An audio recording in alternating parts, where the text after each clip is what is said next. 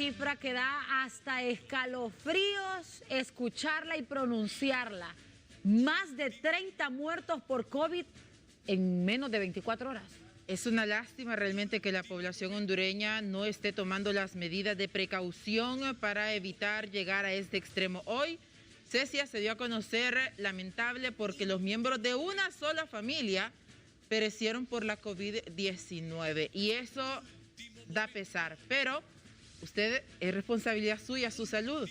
Tome en cuenta las recomendaciones que los expertos le dan. El gobierno no va a hacer nada por usted. Usted solo tiene que cuidarse. Alex Cáceres se encuentra con los expertos precisamente para que nos brinde esta escalofriante cifra. ¿Cuántos son específicamente y en qué sectores? Alex Cáceres, buenas noches. Buenas noches, Mariela Arteaga, un gusto saludarle. Cecia Raquel Mejía, mucha atención a este informe de último momento. La cifra de muertes bajo sospecha de COVID-19 más alta en lo que va de la pandemia en Honduras. 37 hondureños muertos por COVID-19 en lo que va de este día miércoles. Una cifra que tiene preocupadas a las autoridades de salud y por supuesto a los coordinadores nacionales de los centros triajes. Para ello me acompaña don Julio Quiñones, coordinador nacional de los triajes. Preocupante esta cifra y todavía no ha terminado el día. Un gusto saludarle, don Julio. Alex, un gusto.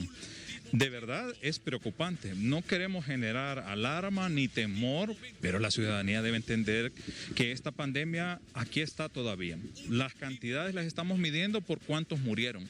De verdad es preocupante que sea así, no es lo que nos interesa. La gente está llegando de manera tardía a los centros de triaje y por ende a los hospitales y esto nos complica mucho más el escenario. Alex, 37, una cifra histórica, no habíamos tenido cantidad de muertes similar a esta y todavía nos hace falta. Esto es un reflejo de lo que pasó, llámese los fenómenos ETA e IOTA y también las fiestas de Navidad. Debemos tomar todas nuestras medidas, debemos llegar a que nos atiendan de manera oportuna, de manera temprana. Alex, hemos abierto cantidad de triajes suficiente para que la población pueda llegar y no esperar en sus casas hasta que se complique esta situación.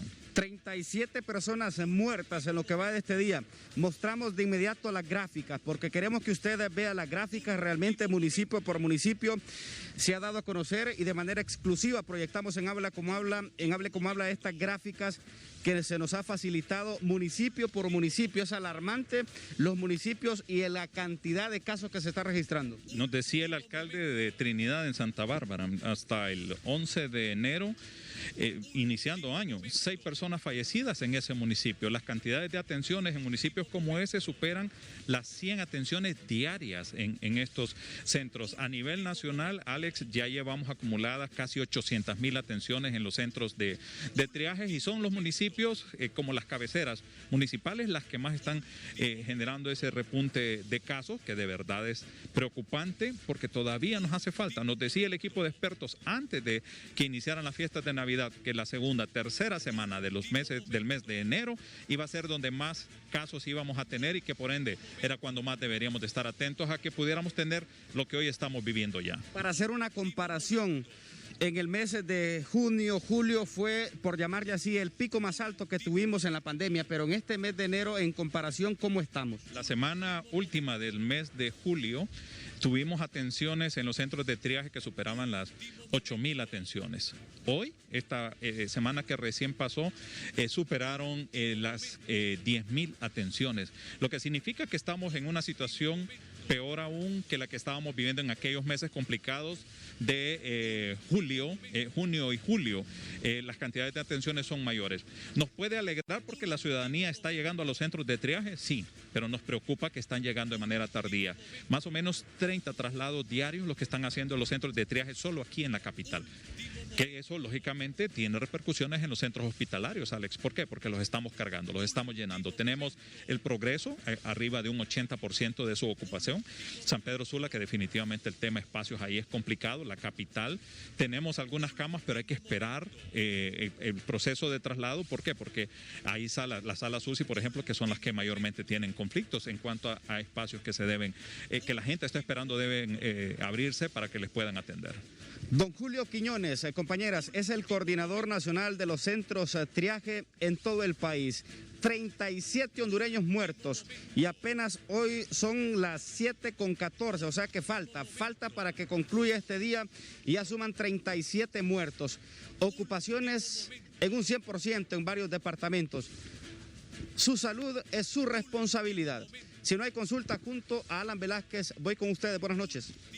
Consultarle a Julio Quiñones sobre la construcción del centro de triaje, sobre todo en el sector que va hacia el departamento del Ancho, aquí en la capital, hacia la costa norte, aquí en la capital de la República, porque no se llegó a nada y vemos que los casos van en aumento. Y también consultarle cómo están haciendo en aquellos lugares donde los triajes fueron cerrados por las alcaldías. Los triajes, hemos hecho una supervisión y muchos alcaldes de manera responsable todavía siguen sosteniendo la operación de estos centros de triaje, entendiendo ellos la importancia de esta situación. Tenemos una cantidad de alcaldes que ya el ministro de Finanzas incluso ha hecho el llamado para que hagan las liquidaciones correspondientes. Gobernación nos ha dicho que están acompañando ese proceso para apresurar esto y de ahí poder hacer los traslados financieros que requieren estos alcaldes para que continúen con su operación en los centros de triaje. Los que lo habían cerrado deben de aperturarlos de inmediato. Hoy es momento de hacer atenciones a toda la ciudadanía para evitar complicaciones, Alex. Bueno, Mariel, Cecia Raquel, ya han escuchado las respuestas de don Julio Quiñones, coordinador nacional de los centros triajes. Voy con ustedes. Gracias, Alex Cáceres. Bueno, estoy sorprendida por la cifra porque me recuerda a la temporada donde estábamos con el mayor temor, porque ahora se ha disminuido el miedo al COVID-19, pero cuando estaban esos meses, Mariel, que estábamos llegando a reportar hasta 50 muertos a nivel nacional por COVID-19, estamos hablando de 37 en un día. Cecia, pero aquí hay un dato interesante y son los casos que reportamos solamente de los hospitales públicos. Pero ¿qué ocurre ahora con las clínicas privadas donde se da atención por la COVID-19? ¿Por qué SINAGER no reporta también, no van las autoridades? Igual eso es un sistema sanitario y deberían las autoridades también tener un recuento de cuántas son las personas que llegan y que lastimosamente fallecen por la COVID-19 en las clínicas privadas. Que esto podría aumentar fácilmente la cifra a unas 50 personas muertas. Sí, porque a diario se registran solamente en una clínica, que tengo el pleno conocimiento que es así, son 3 muertes diarias. En una, y usted menciona una clínica. En una. Y hablamos que son varias las que ya están dando la atención COVID-19, si no es que todas. Entonces, las autoridades también deben de poner ojo en esto, y a la población nuevamente reiterarle, su salud es su responsabilidad. No espere a que venga alguien más y que le diga colóquese la mascarilla, use gel antibacterial, use alcohol, use amonio, use todas las medidas, lávese constantemente las manos, porque no va a ser así, no va a ser así. Y en tierra adentro también, si la gente en este periodo, en esta temporada, fue de visita, lo que llevó a su casa no fue la alegría, fue la COVID-19. Bueno, y vamos a mostrar estadísticas que justamente han enviado las autoridades, a través de su cuenta de Twitter.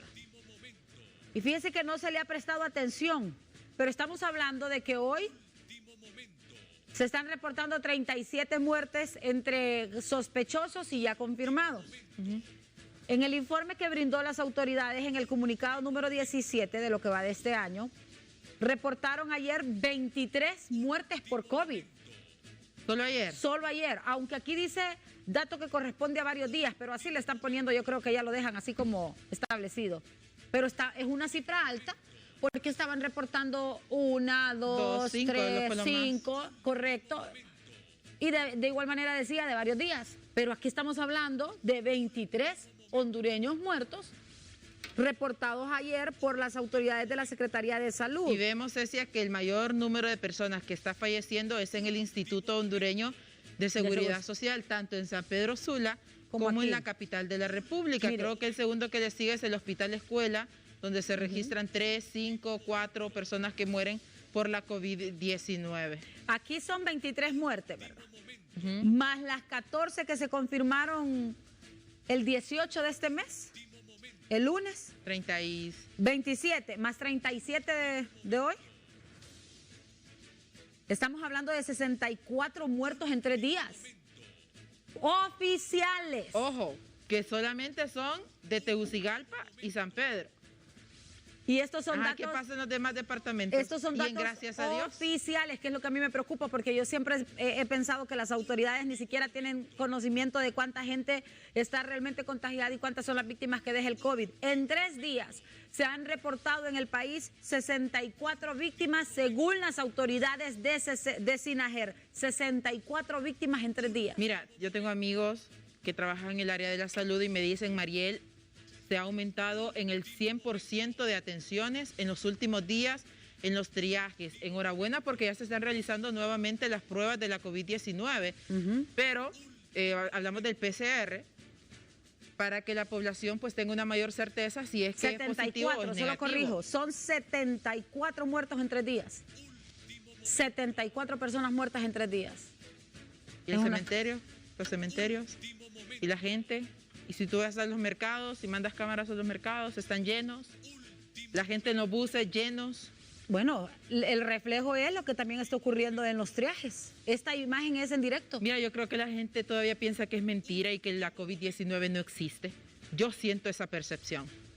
Y te lo puedo decir porque se ve cómo la gente anda libremente en los moles, cómo la gente anda libremente en los mercados, cómo anda libremente en todos lados. Es que fíjese que como los yo fines en de eso semana no me abarrotan opongo. todos los centros de diversión, y no es que esté malo hacerlo, pero estamos en medio de una pandemia en donde la vacuna ni siquiera ha llegado a la región, a Honduras. Fíjese que yo en eso no me opongo porque yo soy igual de las que voy a hacer mis mandados, pero tengo mucho cuidado con la mascarilla y con el gel desinfectante o el alcohol.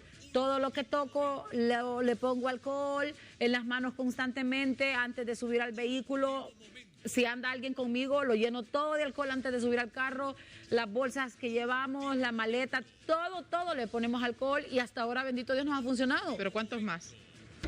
Exacto, al no tomar las medidas es a donde nos contagiamos. Y te puedes imaginar que En tú un vas a mínimo error, comprar Mariel, se puede algo contagiar a alguien. y esa persona no tome las medidas de bioseguridad. Sí. Que sea un lugar, vaya, donde vendan pollo, por ejemplo. Y que la señora que vende el pollo se quite la mascarilla para hacer el pollo, pero ante el público sí se ponga la mascarilla, porque no sabes tú cómo funciona atrás la cocina.